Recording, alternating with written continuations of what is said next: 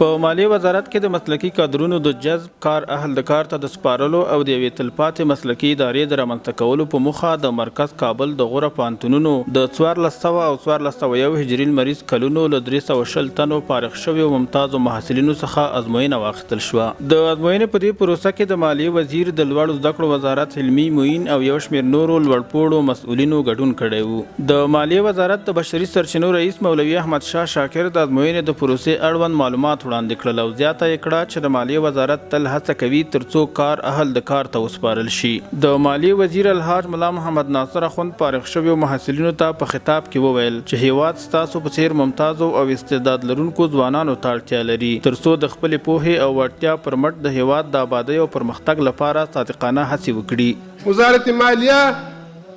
د عالي تحصیلاتو وزارت ته وایي چې د تاسې هغه اشخاص چې هغه په پوهنتون کې اول نمره راغلی وي، هغه په پوهنتون کې ممتاز راغلی وي، هغه موږ ته په ګوته که نو دا د تاسې لپاره یو د فخر خبره ده، د تاسې لپاره یو د شکر ځای ده. تاسو ته الله تعالی یو لوی انعام، یو لوی نعمت الله تعالی په تاسو باندې یو رحمت کړی دی، ستاسو ته یې دغه علم درکړی ده،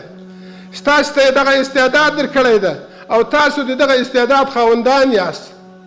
تاسو باندې دا لازمه ده ستاسو د الله تعالی شکر ادا کړئ چې په تاسو پسې دي د وخت مسؤلین په تاسو پسې ګرځي او تاسو پیدا کوي او حال دا د ستاسو یې وینئ دایرو په دایرو باندې خلک ګرځي چې ماته یا وله یا لو وظیفه راکړه.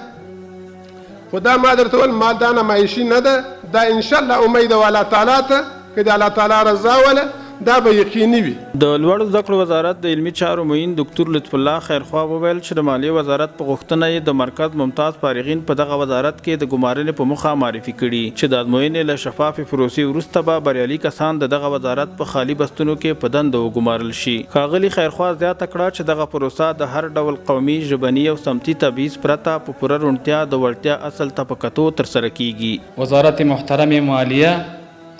از وزارت تحصیلات عالی میخواهد که از پوهنتون‌های معتبر خود محصلین ممتاز خود برای ما روان کنیم. بسیار باعث صد افتخار است که محصلین ممتاز ما در بدر نمیگردند که عریضه را به دست گرفته در یک جا برو دیگه جا برو. محصلین با استعداد و محصلینی که شایستگی دارند امارت اسلامی میخواه که اونا بیاین و